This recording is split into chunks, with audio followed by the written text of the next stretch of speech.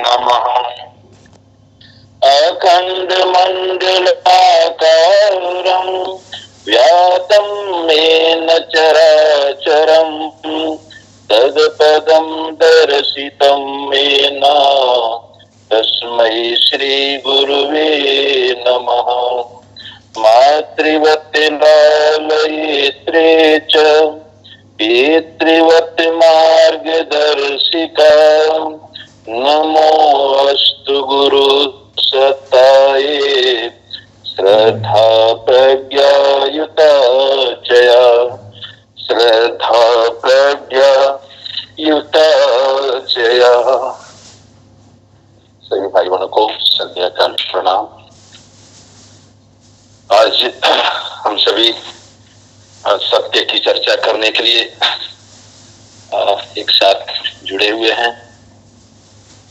सत्संग आज का हमारे सदेनार साहब का ये था कि आज सत्संग का क्या उद्देश्य है, सत्संग क्या है, इन्हीं सब बिंदुओं पर हम सभी स्वाध्याय करें। तो गुरुदेव ने, हमारे गुरुदेव पूज्य श्री राम शर्माचार्य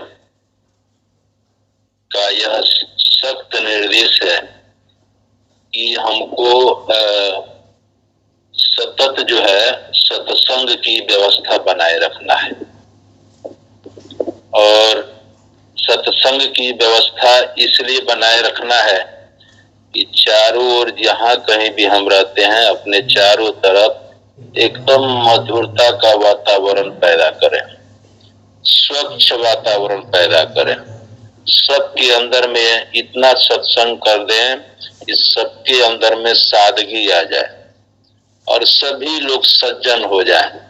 वातावरण जो है हर तरफ जो है मधुरता, सफलता, स्वच्छता, सादगी, सज्जनता, ये हर जगह जहां देखें वहां पर दिखाई दे। आज आप सबों को मालूम होगा, हमने एक बार एक व्यक्ति से बात कर रहा था तो वो बताया कि फलाने दिन को जो है हमको सत्संग में जाना है। तो पूछे कहाँ जाना है भाई? तो वो कानपुर बताए। कानपुर बताए तो किसी गुरु के यहाँ कथावाचक के संगति में वो रहते हैं। तो उन्होंने कहा कि हमने पूछा कि आप लोग वहां पर जाते हैं तो वहां की व्यवस्था क्या होती है और आपको क्या करना पड़ता है? तो हम लोग जाते हैं तो 5,000 10,000 रुपया देते हैं और अपना भोजन करते हैं। तो हमारे यहाँ हमारे गुरुदेव जो है यहाँ पर तो सब कुछ फ्री कर दिया है। हम सभी यहाँ पर जो सत्संग की व्यवस्था जो चली हुई है, स्वाध्याय की व्यवस्था जो चली हुई है, इसमें स्वाध्याय मंडल के अग्रणी जो है हमारे नाथ साहब जो है, महेश जी, राहुल जी और भी भाई लोग हैं। तो ये जितने भी अग्रणी होकर के जो कार्य कर रहे हैं वो पूज्य गुरुदेव का कारवां को आगे बढ़ा रहे हैं। नवयुग के निर्माण के लिए ये सतत प्रयास कर रहे हैं और नवयुग के निर्माण के लिए गुरुदेव जो हैं इनके अंदर में अपनी विशेष कृपा भर दी है। इसीलिए संसार में सत्प्रवृत्तियों के पुण्य प्रसार के लिए अपने समय, प्रभाव, ज्ञान, पुरुषार्थ और धन का एक अंश नियमित रूप से ये लोग लगा रहे हैं। और ये अपने सत्प्रवृत्ति के पुण्य प्रसार के लिए जो अपना समय, प्रभाव, ज्ञान, पुरुषार्थ और धन का एक अंश जो नियमित रूप से लगा रहे हैं, तो वो किस लिए लगा रहे हैं? सज्जनों को संगठित कर रहे हैं। और संगठित किस लिए कर रहे हैं? तो समाज में जो है बहुत प्रकार की अनीति पैदा हो गई है, उससे लोहा लेने के लिए। और लोहा किस लिए लिया जाएगा? ये सज्जन जो है संगठित होकर के अनीति से जो लोहा लेंगे उसका क्या प्रयोजन है? तो हमारे पूज्य गुरुदेव का परिकल्पना है कि नव सृजन की गतिविधि को जो है आगे चलाने में हम सभी पूरी रुचि लेंगे और जब नवसृजन की गतिविधि में पूरी रुचि लेंगे तो नया युग सामने दिखाई देगा, नवयुग का निर्माण होगा। तब सभी कोई जो है मर्यादित हो जाएंगे, जितना भी वर्जित है वर्जित कार्य करने से बचेंगे और एक मूलतः नागरिक का जो कर्तव्य होता है वो पालन करना शुरू कर देंगे तो समाज जो है बहुत अच्छा हो जाएगा। एकदम ऋषियों की जो परंपरा थी, ऋषियों की जो पाठशाला थी, उसमें जिस तरह से भक्तों को गढ़ा जाता था, साधुओं को गढ़ा जाता था, तो वैसे हमारा समाज हो जाएगा। तब जो है हमारा पूरा विश्व ही अपना परिवार दिखाई देगा। अन्यथा इस समय हम और हमारी पत्नी, बाल बच्चे, बस यहीं तक हम सीमित कर रह गए। और सत्संग करने से जो है हमारी समझदारी जो है बढ़ती है, ईमानदारी आती है और जिम्मेदारी का बोध होता है और पूरे बहादुरी के साथ उसको जीवन में पालन करने का हमको विवेक जागृत होता है। तो सत्संग जो है, मूलतः सत्संग का अर्थ होता है भली संगति। सत्संग का मूलतः अर्थ होता है भली संगति, अच्छी संगति। जैसे आप सभी देवता और देवी जो बैठे हुए हैं, आप ही लोग के समान जो जिस तरह से आप सभी एक जगह हुए हैं, हम सभी एक जगह हुए हैं, तो हम सभी कौन हैं? हम जरूर कुछ ना कुछ इसकी कैटेगरी में आते हैं। हम सभी अच्छा सोचते हैं और अच्छा करते हैं। अन्य लोगों से तो जरूर हम सभी उत्कृष्ट हैं, इतना तो माना जाएगा। अच्छी सोच तो जरूर रखते हैं। तो सत्संग जो है अच्छी सोच वालों की और भले चाह वालों की एक संगति है। और इसको और थोड़ा सा ऊपर उठा करके कहा जाए कि सत्संग का अर्थ क्या होता है, तो सत्संग जो है कौन करते हैं? तो जिनका मन साधु हो गया है और जिनकी आत्मा जो है महाआत्मा हो गई है। तो साधु और महात्मा जो होते हैं उनकी संगति में हम बैठते हैं, तो यह कहा जाता है सत्संग। तो बात तो आ गई भली संगति वाले और अच्छे सोच वाले। और दूसरी बात यह आती है कि साधु और महात्माओं की संगति, साधु और महात्माओं की संगति। तो सत्संग जो है अच्छी सोच और भले चाह वालों की संगति, और सत्संग जो है साधु और महात्माओं की संगति। तो जितने लोग अच्छे सोच वाले जो लोग होते हैं, तो जितने लोग साधु महात्मा होते हैं उनकी संगति में बैठने का बड़ा ही उनकी महत्व का उनके अंदर में जो है इच्छा जागृत होती है। और अच्छे अच्छे जो संत महात्मा होते हैं, साधु होते हैं, उनकी संगति में लोग जाते हैं, तो ये हो जाता है सत्संग। और सत्संग जो है यह सत्संग शब्द जो है यह संस्कृत से बना हुआ है। सत्य का अर्थ होता है तो आप सभी जानते हैं सत्य, और संग का अर्थ होता है संगति, सत्य की संगति। और भी इसको आगे बढ़ाया जाए तो परम सत्य की संगति। जितने हमारे समाज में पहले जितना भी यज्ञ किया जाता था, पूजा पाठ किया जाता था, तो सब लोग जो है यज्ञ के पहले ही जो है अपने अपने कुल गुरु जो होते थे उनको आमंत्रित करते थे कि गुरु महाराज जी, आप जो है हमारे यहाँ फलाने दिन यज्ञ हो रहा है, आपको पहले से आ करके हम लोगों को मार्गदर्शन करना है।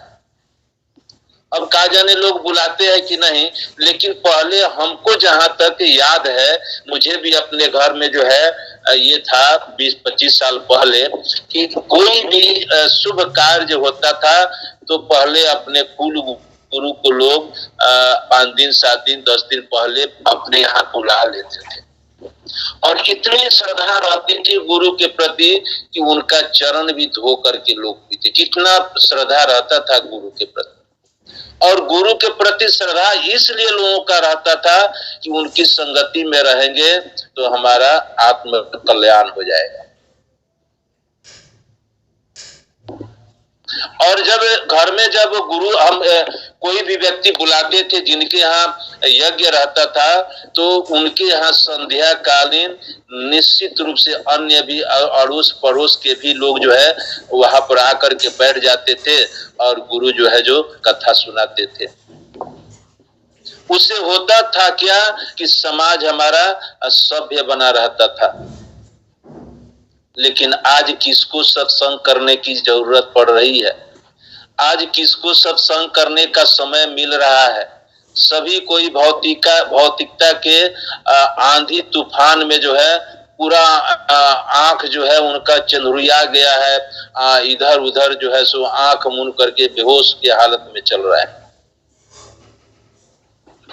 आज सत्संग जो है इसकी सिलसिला जो है परिपाटी जो है समाप्त हो गई है। हम सभी तो बड़े सौभाग्यशाली हैं कि यहाँ पर जितने हम भाई बहन जुटे हुए हैं, एक जगह यदि हम लोग कहीं शक्ति पीठों में या किसी धर्मस्थल पर या किसी भी जगह एक सभा के रूप में बैठते तो शायद लगता है कि यहाँ सतयुग आ गया है। और इस तरह की सत्य बातें लोगों को सुनाते तो और लोग भी जो है हम लोग के साथ आकर के बैठ जाते। लेकिन इसमें भी जो है बहुत दूर रहने के बावजूद भी जो है हम सभी एक साथ सुन लेते हैं। और इस सत्संग की व्यवस्था, स्वाध्याय की व्यवस्था हमारे डार साहब जो है सो बहुत अपनी मध के समान जो प्रेम जो होता है एकदम टपकाते रहते हैं। और इसमें युवा जो लोग हैं बड़ी कर्मठता के साथ सबको एक साथ जोड़ने का काम कर रहे हैं। बड़े ही भाग्यशाली हैं ये सब जितने भी इस व्यवस्था को बनाने में अपना सहयोग बना रहे हैं, अपना समय पुरुषार्थ धन जो कर रहे हैं। गुरुदेव निश्चित रूप से इन लोगों को इससे 100 गुना अधिक प्रदान करेंगे और प्रदान कर भी दिए होंगे। उन्हें आभास हो भी रहा होगा, ये निश्चित है, 100% नहीं 110% सत्य बात है। इतने लोगों को शायद इसमें हम सभी जितना जुड़े हुए हैं, इतनी सत्संग की व्यवस्था जो चल रही है, स्वाध्याय की व्यवस्था चल रही है, हम सभी स्वाध्याय में जो जुड़ते हैं कहीं ना कहीं कभी ना कभी कोई ना कोई समस्या जरूर रहती होगी। और इस सब सत्संग की व्यवस्था में हम सब जब जुड़ जाते हैं, स्वाध्याय में जब जुड़ जाते हैं तो शायद वह हमारी समस्या जो है उसके लायक प्रति उत्तर हमको सत्संग में मिल जाती है। मैं भी कहता हूं कि मैं भी सुनता हूं तो कुछ न कुछ बातें जो है हमारी कुछ बातें भी होती है, उसका प्रति उत्तर मिल जाता है। शांति कुंज से जितने भी भाई लोग आते हैं, बहन लोग आती हैं, या आप शांति कुंज में जब देखते हैं कि सत्संग हो रहा है तो उस समय जो जितने भी वरिष्ठ लोग बोलते रहते हैं तो कनिष्ठ जितने भी भाई बहन होते हैं उसको डायरी पर नोट करते रहते हैं। मैं भी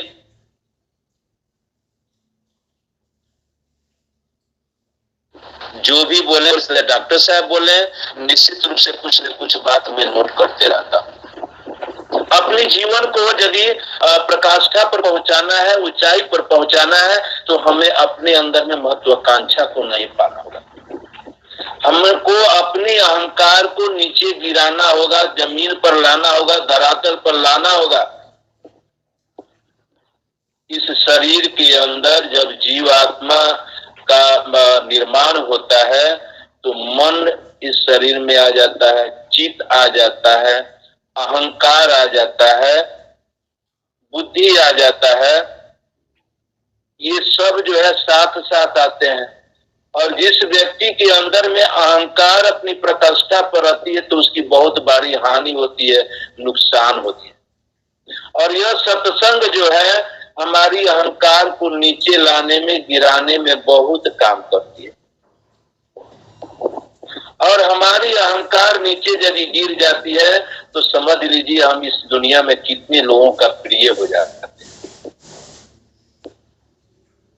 आपके सामने देख लीजिए, डॉक्टर साहब यहाँ पर आए हुए थे तो एकदम सबके साथ उठना बैठना, थोड़ा सा भी ये नहीं लगता फलवा वो है, फलवा वो है, मैं उनके साथ क्यों बोलूं, क्यों मैं उनके साथ गले क्यों लगूं, मैं उनके साथ क्यों बैठ करके खाऊं, हम तो बहुत बड़े डॉक्टर हैं, हम क्यों बैठे उनके साथ।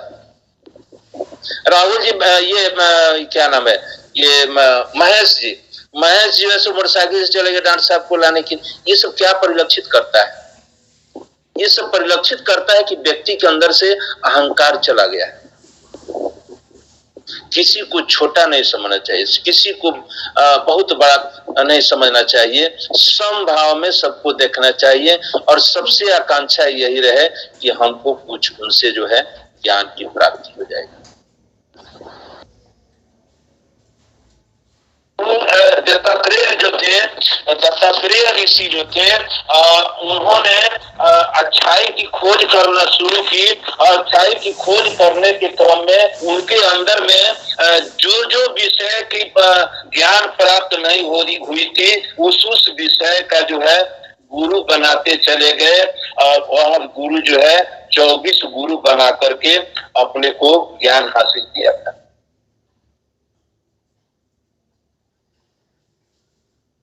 चींटी तक को, हड्डा बिरनी को भी दत्तात्रेय जो है अपना गुरु बनाए हुए थे। हमको तो अपने मानवों में से ही कि कोई न कोई सज्जन होते हैं, हमको तो उन्हीं की संगति में रहने के लिए बोला जा रहा है।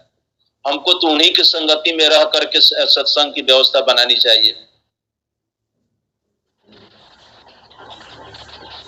जितने भी लोग हों, कोई भी संगति हो, जहाँ सत्य की चर्चा हो रही हो, सत्य की बात हो रही हो और सत्य को पालन करने के लिए प्रेरणा दी जा रही हो, और वहां पर हमको निश्चित रूप से जाना चाहिए, बैठना चाहिए और जितनी भी सत्य की चर्चा हो रही है उसको अपने अंदर में आत्मसात करना चाहिए। और सत्संग में वही लोग बैठते हैं जो जिज्ञासु लोग हो, जो श्रद्धावान व्यक्ति होते हैं, जो भक्त वत्सल होते हैं, वही लोग सत्संग में बैठते हैं और वही लोग सत्संग का लाभ लेते हैं।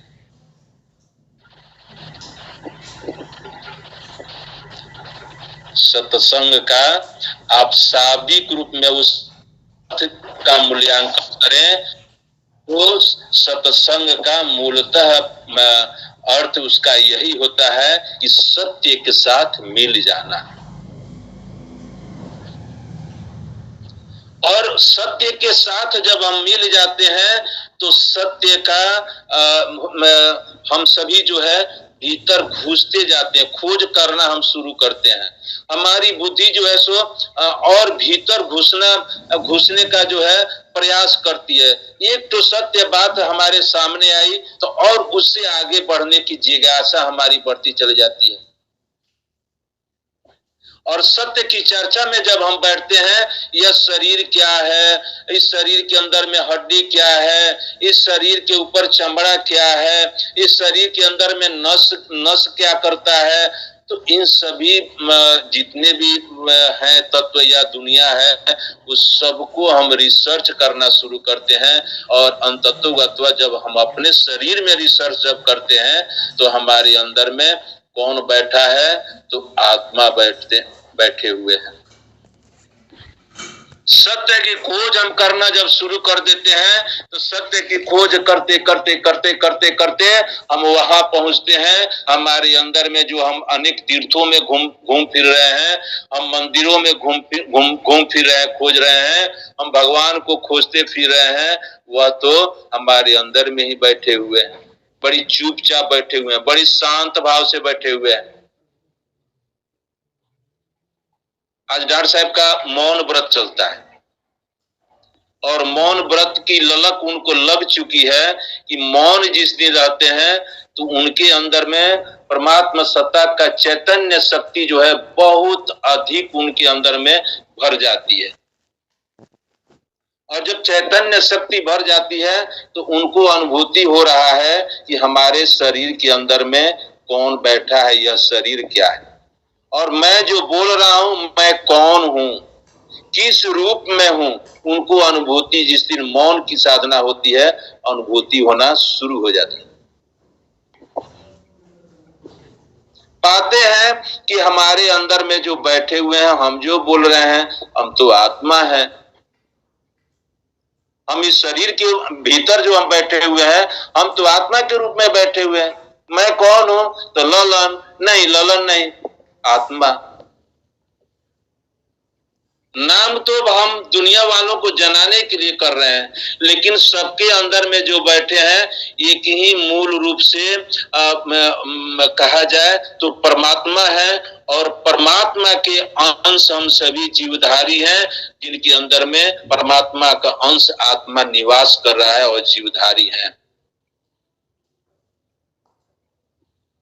इस बात पर छोटी दिमाग वाले जो हैं, बुद्धि वाले लोग जो हैं, उनको आश्चर्य लगे कि कह दिया जाए कि हम नर से नारायण में बन जाए, नर जो है तो उनको लगेगा कि नहीं ये गलत बात है,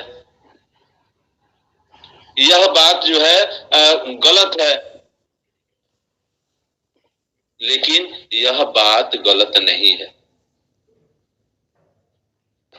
हम अपने को नहीं पहचान पाते हैं, हम अपने को नहीं जान पाते हैं, हम अपने अंदर जो बैठे हुए हैं उनके पास हम हमारे अपने मन को नहीं बैठाते हैं। इसी के कारण हम विभेद पैदा करते हैं। विभेद का कारण मूल रूप से यही है कि हम अपने को नहीं पहचान पाए हैं। को हम सो हम।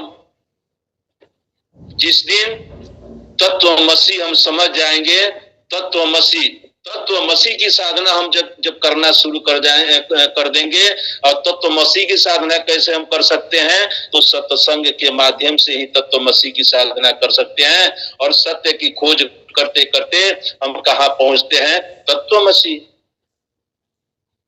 तत्वमसी का अर्थ कि संसार में ब्रह्मांड में जो कुछ भी शक्ति है वो तो हम ही है। जितने भी ब्रह्मांड में शक्ति भरी पड़ी है वो तो सब हमारे अंदर में ही भरी पड़ी हुई है, लेकिन हम इस बात को नहीं जानते हैं। गुरुदेव ने अध्यात्म और विज्ञान का समन्वय करके बता दिया है, हमको उसको समझने का प्रयास करना चाहिए। गायत्री महाविज्ञान शुरुआत के चैप्टर में यह आत्मा, यह जीव कैसे बनी है, विश्व ब्रह्मांड की निर्माण कैसी हुई है, सभी बातों को शुरुआत में उन्होंने बताया है कि सविता शक्ति और जड़ और चैतन्य जो है, इस दो का सृष्टि ब्रह्मा जी किए हुए थे। जड़ जो है वो नकारात्मकता या निर्माण जो होता है उसमें एक तत्व के रूप में है, और चैतन्य सविता शक्ति क्या है? तो वो चैतन्य के रूप में है। चैतन्य और जड़ और चेतन जब मिल जाते हैं तो जीव का निर्माण होता है। तो हम, गुरुदेव ने कहा कि मनुष्य जैसा सोच लेता है वैसा बन जाता है। जितने भी हम सभी भाई बहन इस सत्संग में स्वाध्याय में बैठे हुए हैं, इनके अंदर में, इनके कंठ में शक्ति बैठ रही है, भीतर में शक्ति मौजूद होना शुरू हो गई है। बाहर से जितनी भी शक्ति है वो हमारे अंदर, बाहर की जितनी शक्तियां हैं हमारे अंदर में भी है। और सत्संग हम जब करते हैं तो हमारे दुर्गुण कुछ न कुछ भागते चले जाते हैं, और हमारे अंदर में जो सत्य के रूप में बैठते हैं वो जागृत होना शुरू हो जाते हैं। समय एक दिन ऐसा आता है जब पूर्णतः हमारी शक्ति अंदर की जाग जाती है, तो हम उस दिन जो है हम नर से नारायण हो जाते हैं। हम जो चाहते हैं वो पूरा हो जाता है, हम जिसको जो कह देते हैं वो पूरा हो जाता है। कहीं भी हम बैठते हैं तो उस स्थान को झाड़ लेते हैं, बहार लेते हैं। सत्संग वही काम करता है। सत्संग जो है झाड़ू का काम करता है, बुहारी का काम करता है। हमारे गुरु कौन है? वो बुहारी का काम करते हैं, झाड़ू लगाने का काम करते हैं। हम सभी उनके शिष्य हैं। हम सभी के अंतरात्मा में जितनी भी गंदगी बैठी हुई है, वो गुरु जो है हमारे अंदर में आत्मा के ऊपर जितना भी कलमश कसाय भरा हुआ है, तो सबको सत्संग के माध्यम से, ज्ञान के माध्यम से साफ करते रहते हैं। हम सभी खोजते रहते हैं कि ईश्वर क्या है और हम आत्मा के रूप में कौन है, और ईश्वर को और आत्मा को अनुभव करने के लिए, प्रत्यक्ष रूप से अनुभव करने के लिए हम कैसे ध्यान करें, कैसे उनको पकड़ें, कैसे उनके करीब जाएं, कैसे उनको जानें। यह काम सत्संग के द्वारा ही संभव है। मन को जिस दिन हम शांत कर लिए और दैनिक दिनचर्या में कुछ न कुछ जो है इस सत्य के बारे में रिसर्च करना जिस दिन हम शुरू कर दिए,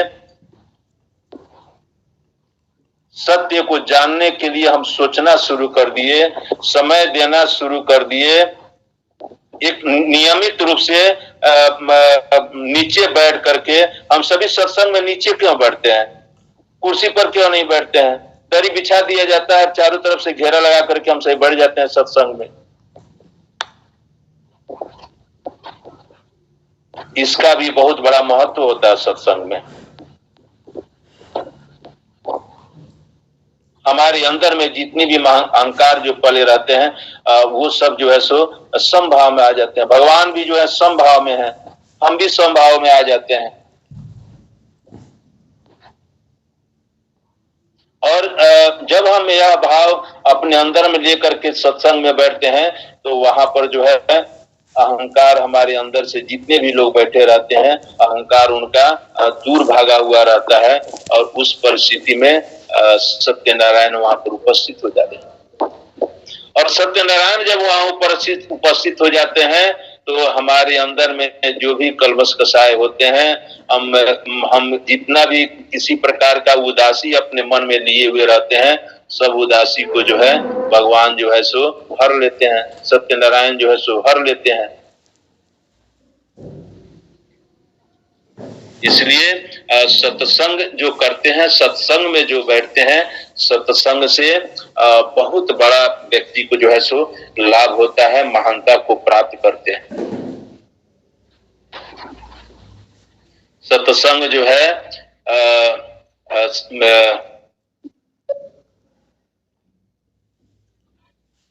दो बातें जो है इसमें हमको मिलती है।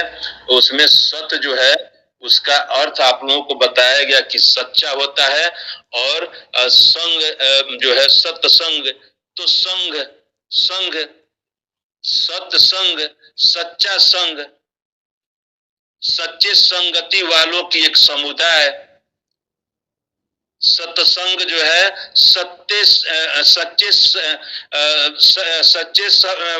जो व्यक्ति होते हैं उनका एक संगठन होता है, संघ होता है।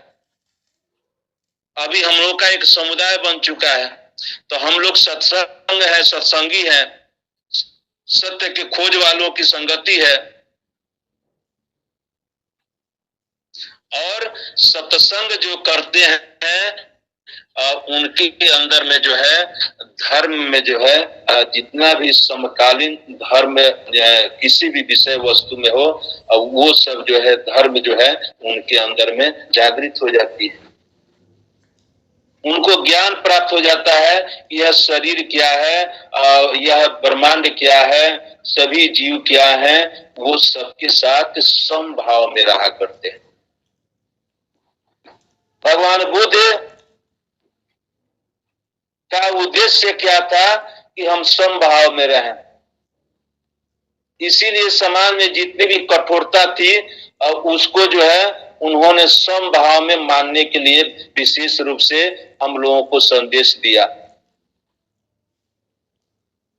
और धर्म हमें जब हम सत्संग से जुड़ जाते हैं तो उसमें जो है समकालीन उस समय के लिए जो आवश्यक धर्म होता है सत्संग जो है बोध कराता है। अभी के परिवेश में अभी जितनी भी परिवेश गड़बड़ हो चुकी है और इस समय में क्या आवश्यकता है, मनुष्य को क्या करने की जरूरत है, सत्संग जो है सो बोध कराता है।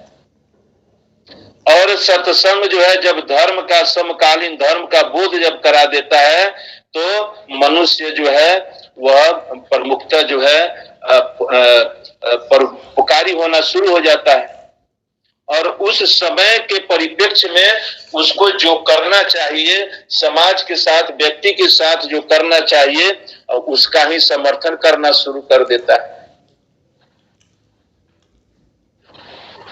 जितने भी धर्म हैं सब में कुछ न कुछ विकृतियां आती रही हैं, जाती रही हैं और उस धर्म में विकृति को समाप्त करने के लिए समय समय पर जो है कोई गुरु जरूर प्रकट हुए हैं और उनके नेतृत्व में जो है, उनके मार्गदर्शन में जो है वह धर्म जो है पालन करने में समभाव में सभी लोग आए हैं। अभी के समय में पूज्य गुरुदेव ने घोषणा किया था कि इस धरती पर जो है सभी कोई जो है अनाचार पापाचार में लिप्त रहेंगे और उस परिस्थिति में अनीति से लोहा लेने के लिए हमें जितने भी गायत्री परिवार के लोग होंगे वो अनीति से लोहा लेंगे और नवयुग की स्थापना निर्माण करेंगे और वह जो सत्संग की व्यवस्था जो बनाएंगे वो जो है एक श्रेष्ठ आदर्श लोगों के सामने प्रदर्शित करेंगे और वह जो है जब प्रदर्शित करेंगे तो वो एक रास्ता बन जाएगा। जब अच्छी बात लोगों को बताएंगे तो लोगों को लगेगा कि अरे बड़ी महत्वपूर्ण बात है, ऐसी बात तो हम नहीं जानते थे। तो जितने लोगों को आश्चर्य लगेगा, अच्छी बात बताना लोग शुरू कर देंगे तो फिर वही बात जो है सुन करके जान करके उस रास्ते पर चलने का लोग प्रयास करेंगे।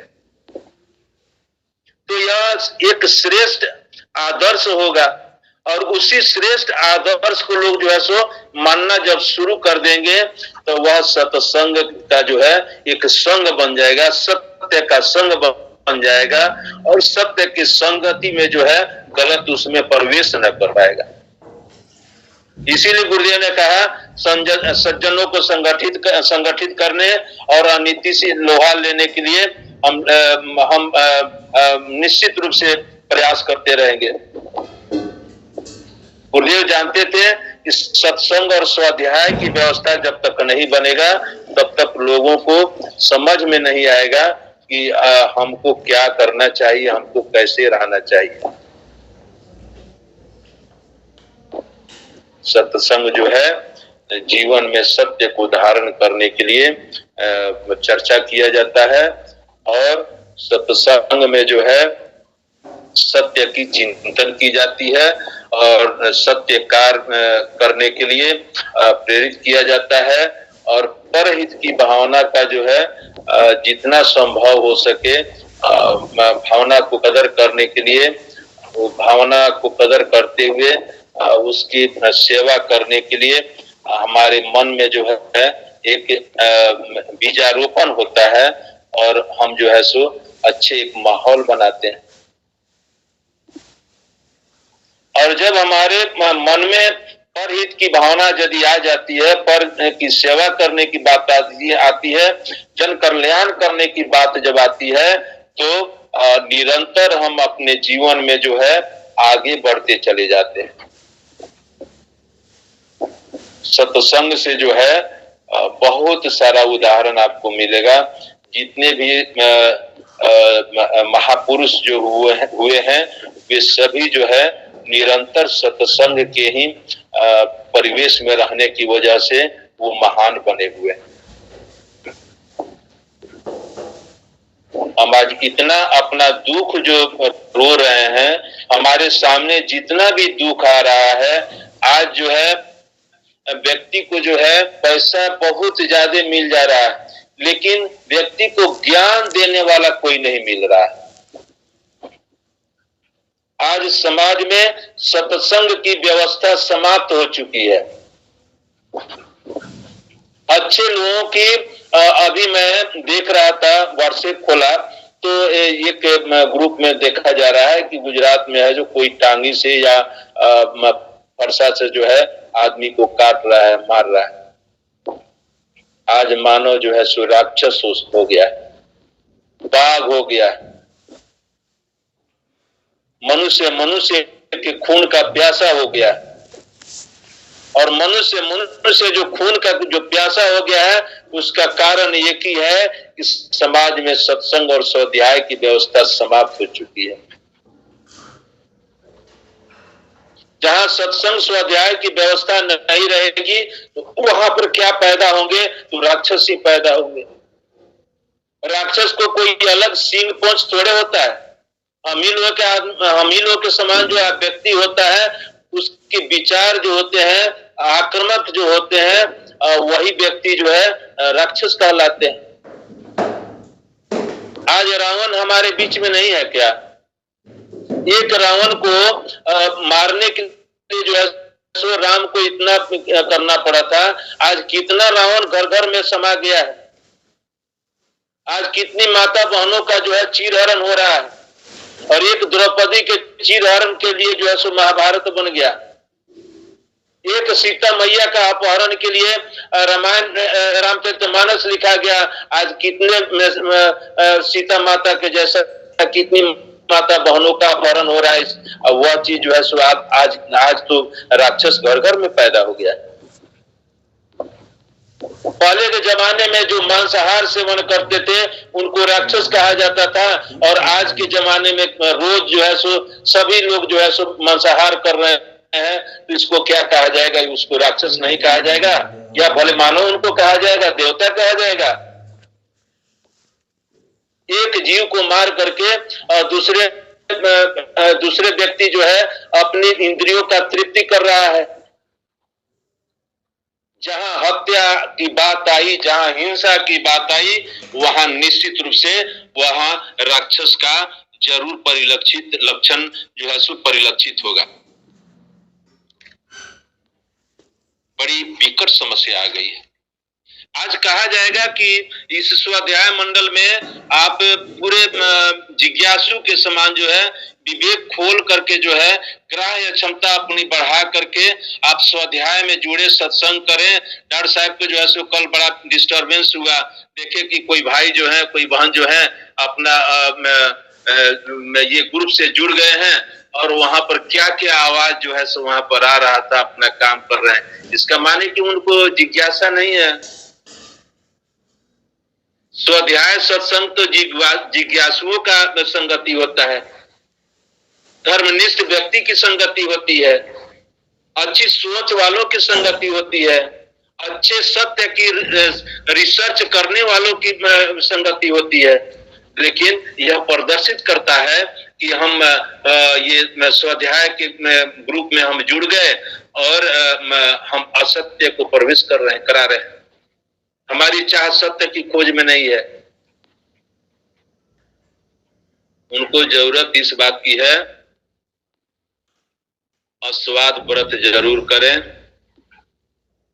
और ध्यान जरूर करें। लहसुन प्याज छोड़ दें। लहसुन प्याज क्यों नहीं खाना चाहिए? लहसुन प्याज तो औषधि है ना। लहसुन प्याज औषधि है, लेकिन साधकों के लिए क्यों कहा गया है कि लहसुन प्याज मत खाइए? लहसुन और प्याज जो है तामसी वृत्ति पैदा करता है, शरीर के अंदर में उग्रता पैदा करता है, शरीर के अंदर में एक ऐसा स्थिति पैदा करता है, माहौल पैदा करता है कि मन को शांत नहीं रहने देता है, इंद्रियों को शांत नहीं रहने देता है। लहसुन और प्याज खा करके देखिए कि आपके अंदर में आप बिना लहसुन खा करके रहते हैं, प्याज खा करके रहते हैं, उस दिन आपका मन और इंद्रियां किस तरह रहती है, किस तरह आपका शरीर मन शांत दिखाई देता है, महसूस होता है। और लहसुन प्याज खा करके देखिए उस दिन कितना आपका उग्र रूप रहता है, इंद्रियां कितना उग्र रहती है, मन आपका कितना उग्र रहता है, मन आपका कितना अशांत रहता है, अहंकार कितना जग जाता है। लहसुन प्याज इसीलिए वर्जित किया गया है कि मनुष्य जो है राक्षस न बने, एक सभ्य व्यक्ति बने, सत्य व्यक्ति बने, सत्य को धारण करने वाला व्यक्ति बने। धर्म उसी व्यक्ति को समझ में आती है जिसकी इंद्रियां शांत हो गई हैं, जिनका मन शांत हो गया है, जिनका अहंकार गल चुका है, जिनका चित्त जो है सो शुद्ध हो चुका है, उसी व्यक्ति को सत्संग जो है सो पचता है। जिस व्यक्ति का अहंकार नहीं गल पाया, जिस व्यक्ति का मन निर्मल नहीं हो पाया, जिस व्यक्ति का चित्त शुद्ध नहीं हो पाया, जिस व्यक्ति का इंद्रियां शांत नहीं हो पाई, उस व्यक्ति के अंदर में जो है सत्संग का लाभ मिल ही नहीं सकता है, और ना ही भगवान का वो दर्शन कर सकते हैं। मृगा जो है उसके नाभि में जो है कस्तूरी रहता है, और वो उसका महक जब लगता है तो जंगल में जो है सब दौड़ते फिरता रहता है, कहाँ पर इतना बढ़िया सुगंध दे रहा है, कुछ अच्छे सुगंध के लिए दौड़ता फिरता है, दौड़ता फिरता है, दौड़ता फिरता है। वही आज हाल जो है आज मानव की हो गई है। अपने अंदर में सारी शक्ति भगवान की भरी पड़ी हुई है, उस शक्ति की हम खोज नहीं करते हैं, और मंदिरों में मठों में जो है तीर्थ स्थल पर जो है सो भटकते रहते हैं।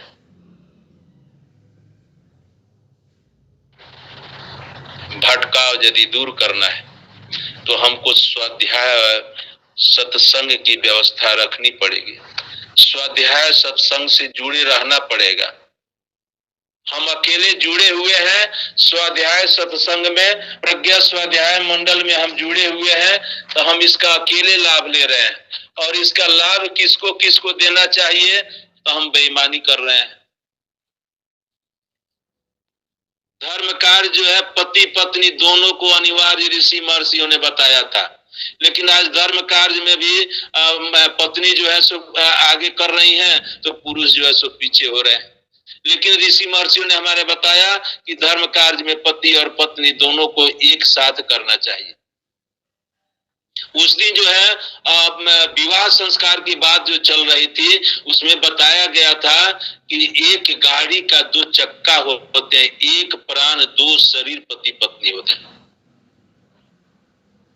तो सत्संग जो है स्वाध्याय पति और पत्नी दोनों को करना चाहिए, और दोनों जब स्वाध्याय सत्संग से जुड़े रहेंगे तो उनसे बहुत लाभ जो है बाल बच्चों को मिलेगा, परिवार को मिलेगा। और सत्संग और स्वाध्याय में नहीं जुड़ने का कारण ये होता है, एक व्यक्ति सत्संगी होते हैं तो दूसरे जो है सो आसुरी वृत्ति वाले होते हैं। आसुरी वृत्ति और सत्संगति वाले दोनों का एक मेल कभी हो सकता है, कभी नहीं हो सकता। एक मेल दोनों का नहीं हो सकता है। आज सत्संग की व्यवस्था नहीं रहने की वजह से आज गार्जियन को पता नहीं चलता है कि मेरा बाल बच्चा जो है क्या कर रहा है, बाहर में क्या कर रहा है, कैसे है, वो गार्जियन को भी नहीं बताते हैं, क्या क्या ना कर देते हैं। एक ही कारण है कि हम आज एकाकी भौतिकता में हम बहुत ज्यादा रत हो गए हैं। समाज में सत्संग की व्यवस्था जो है समाप्त हो चुकी है, सत्य का चिंतन नहीं हो रहा है, सत्य की चर्चा नहीं हो रही है, जन कल्याण के भाव लोगों के अंदर में नहीं हो पा रहा है। जो चीज जो है व्यक्ति को जो है निरंतर आगे बढ़ाने का काम करता है, और वह निरंतर आगे बढ़ाने का साधन क्या है, तो निरंतर आगे बढ़ाने का साधन एकमात्र है, क्या तो सत्संग है। सत्संग हमारे जीवन में बहुत ही अनिवार्य है। सत्संग का महत्व हम नहीं समझ पाते हैं और सत्संग नहीं करने की वजह से जो है हम अगला जोनी जो है इस जोनी से भी निष्कृष्ट जोनी में हम चले जाते हैं। हमारे धर्म में कहा गया है कि चौथा पवन जब आता है उस चौथा पवन में जब हम प्रवेश करते हैं तो सिर्फ सत्य का ही चिंतन किया जाता है, सिर्फ भगवान का ही नाम लिया जाता है। और इसलिए हमारे ऋषि महर्षियों ने बताया कि चौथा पवन में आते आते जो है दुनियादारी की कोई बात नहीं सोचनी चाहिए, बस राम का नाम लेते रहना चाहिए, भगवान का ध्यान करते रहना चाहिए और भगवान के ही चिंतन करते रहना चाहिए।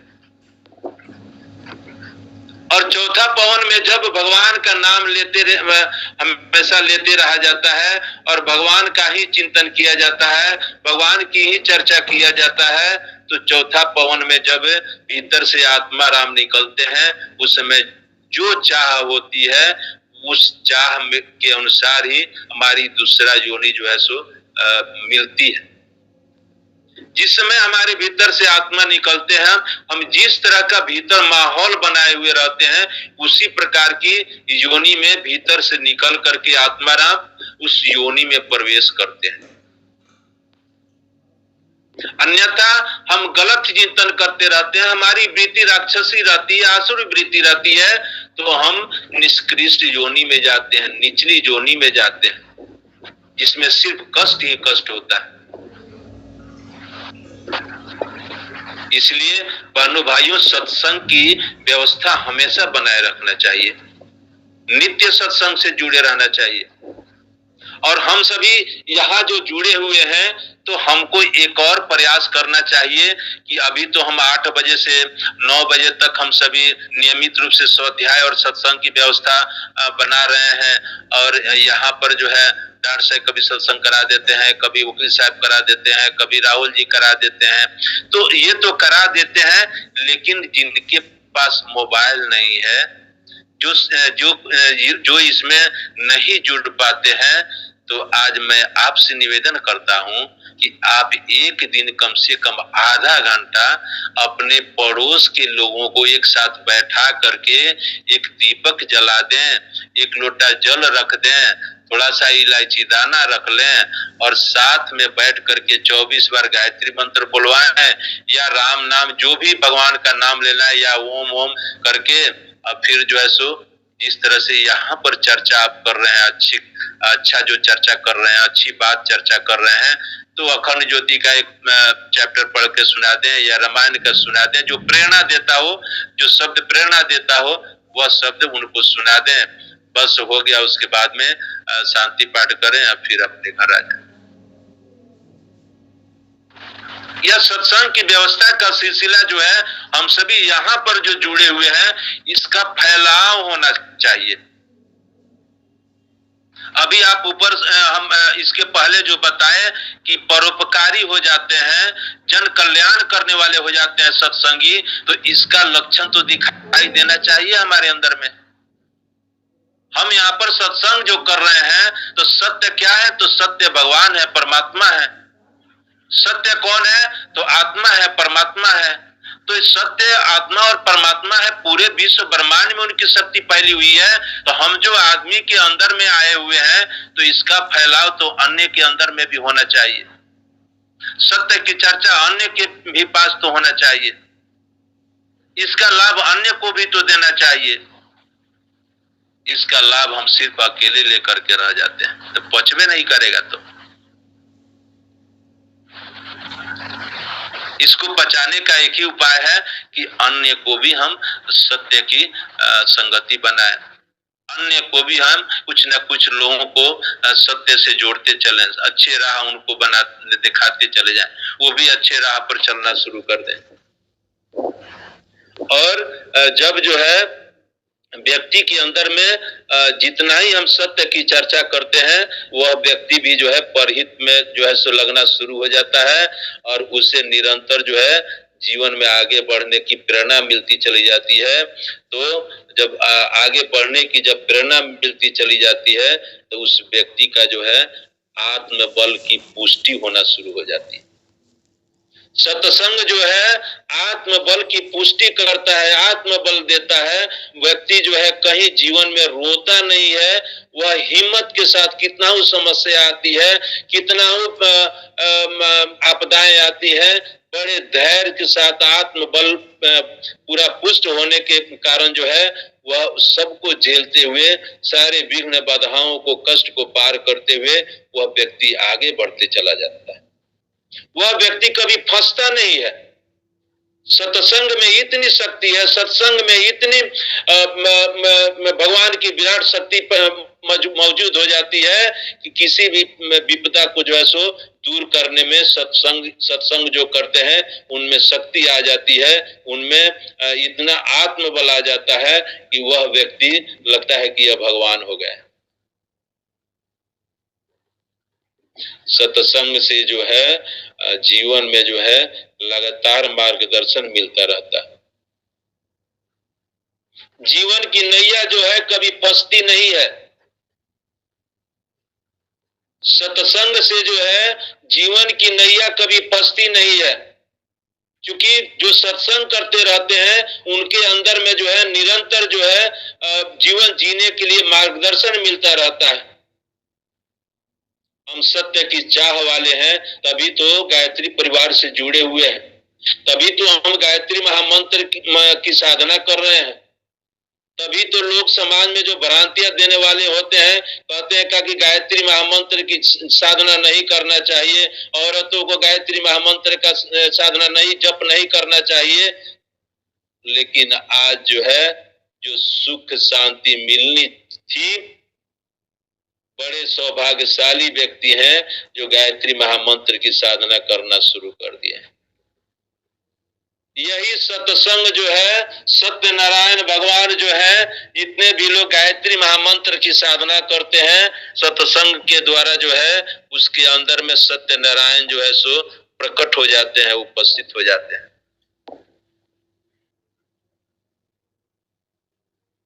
सत्संग में जो है काफी शक्ति होती है।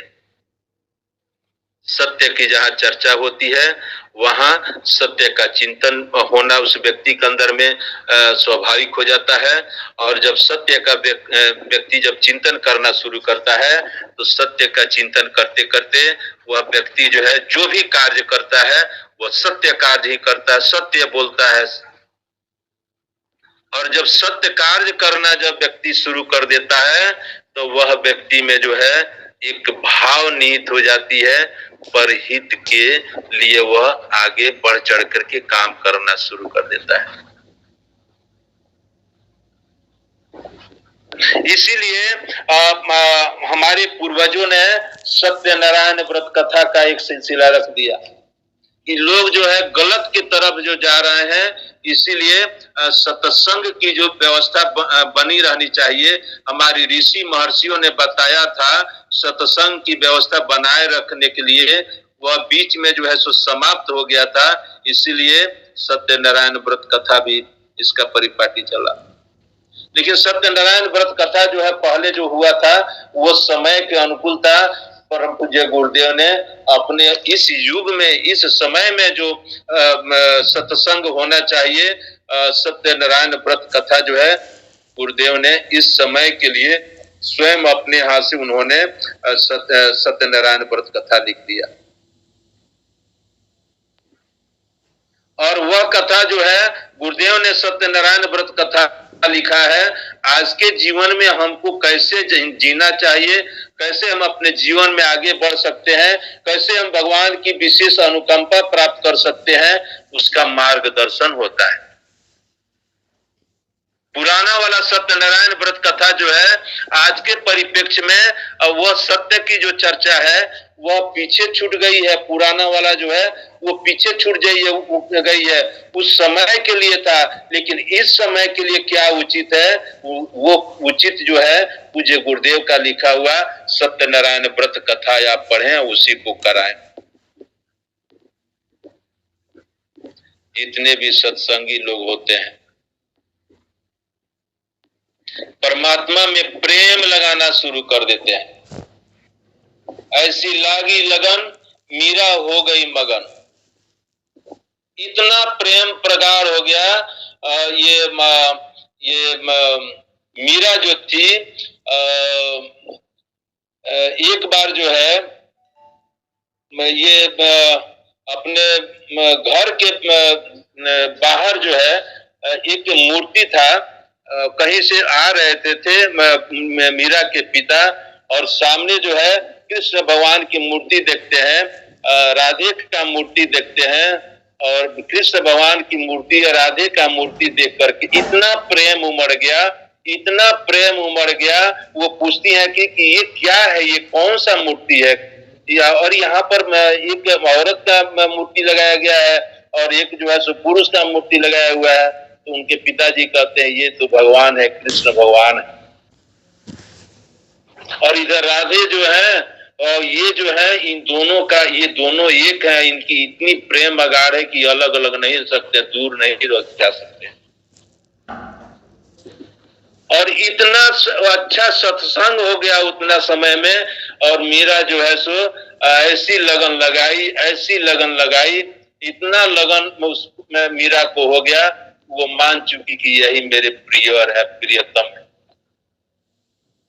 मीरा का नाम आज दुनिया में अमर हो गया।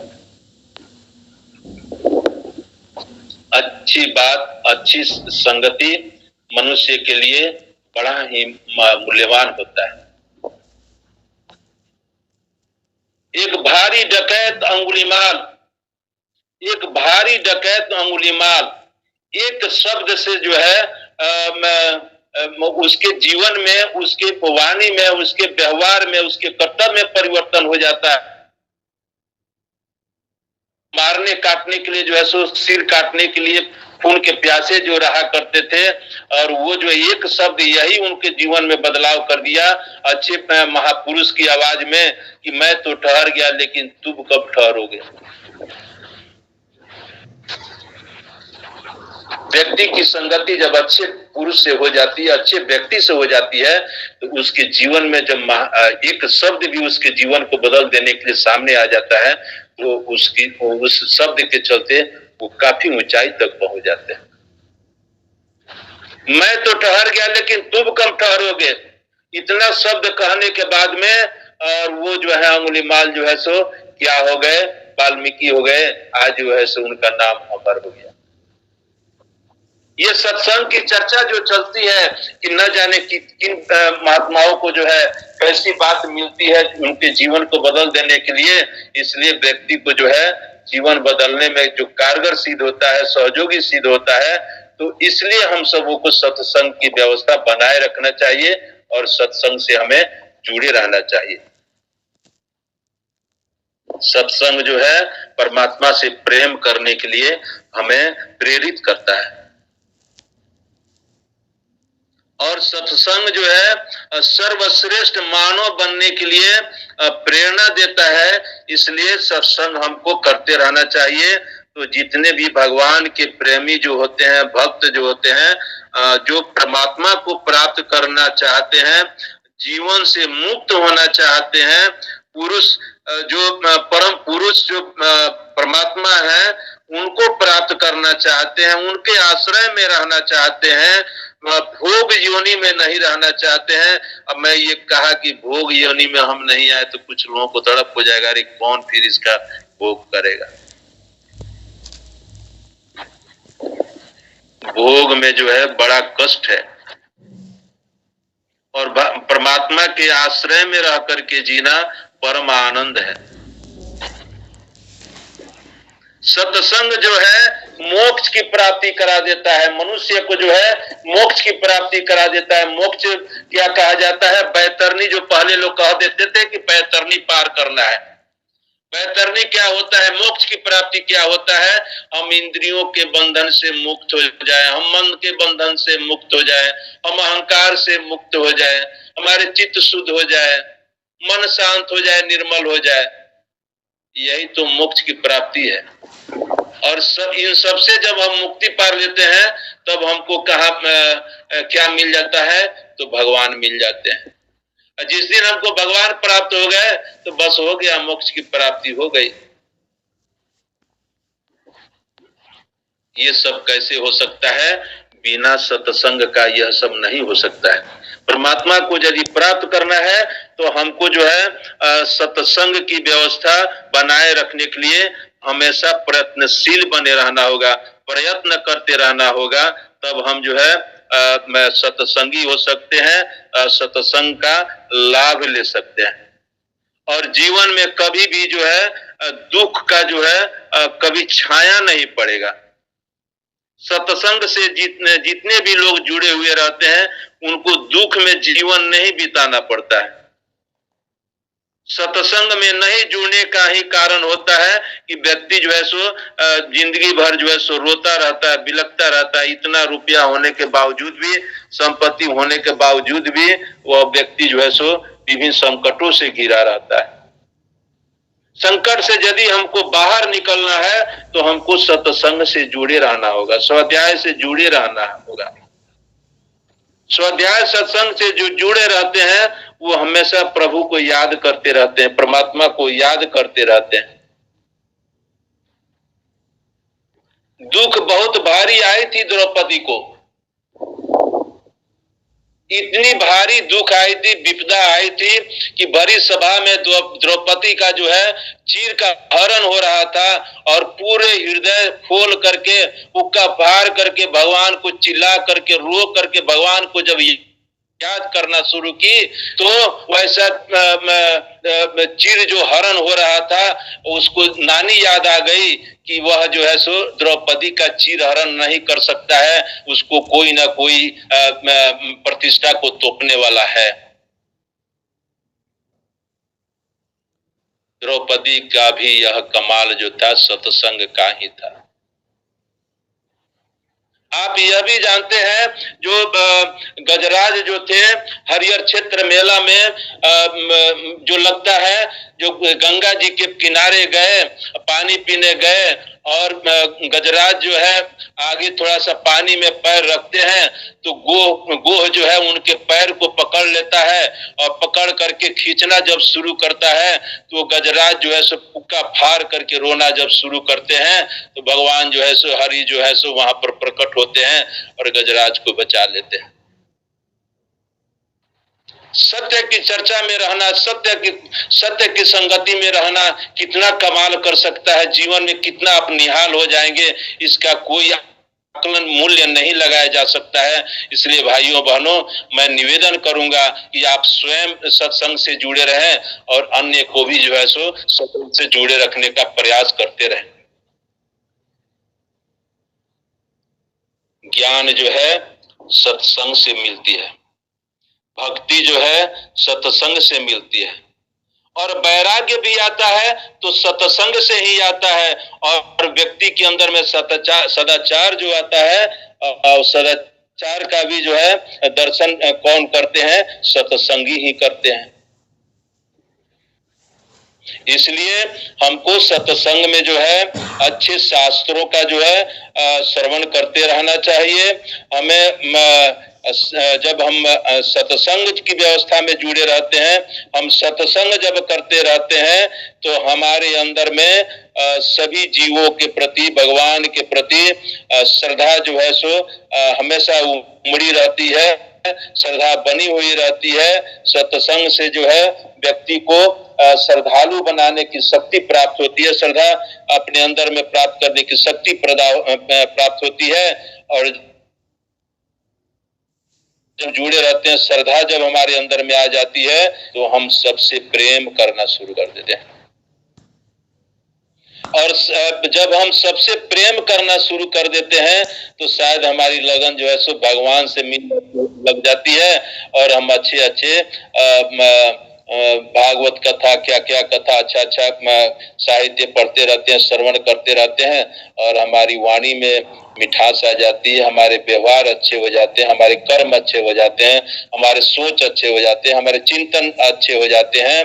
तो उसमें होता क्या है कि जितने भी सत्य की चर्चा जो हुई रहती है उसका अनुशीलन करना हम शुरू कर देते हैं। और जब उसका अनुशीलन करना हम शुरू कर देते हैं तो लोग जो है सो, समाज जो है सो देखता है तो ये बड़ी महान हो गए, बहुत अच्छे व्यक्ति हैं ये।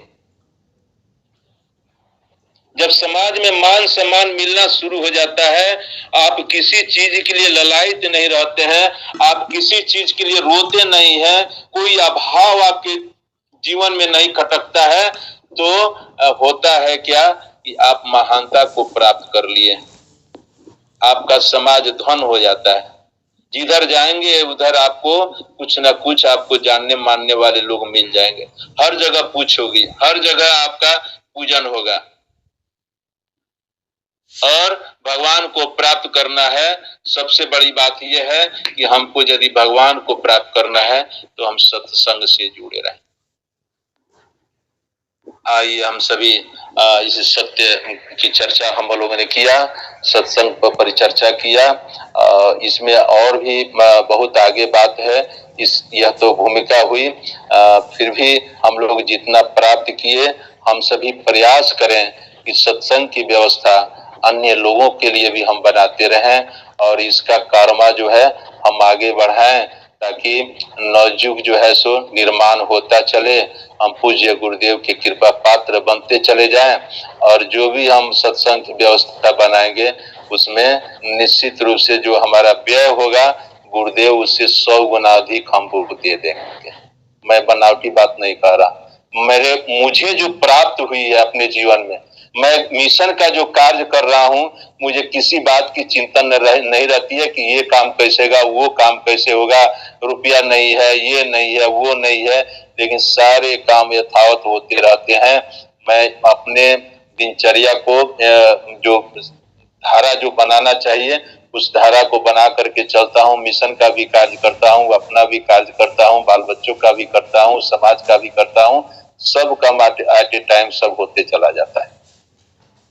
आइए हम सभी भी स्वयं सत्संग से जुड़े रहें और अन्य को भी सत्संग से जोड़ने का प्रयास करते रहें। इन्हीं बातों के साथ शांति पाठ। ओम द्यौः शांति अंतरिक्षं शांति पृथ्वी शांतिरापः शांतिरोषधयः शांति वनस्पतयः शांतिर्विश्वे देवा शांतिर्ब्रह्म शांति सर्वं शांति शांतिरेव शांति सामा शांतिरेधि। ओम विश्वानि देव सवितर दुरितानि परा सुव यद्भद्रं तन्नयासुवः। ओम शांति शांति शांति सर्वारिष्टेषु शांतिर्भवतु। सभी भाई बहनों को प्रणाम, शुभ रात्रि।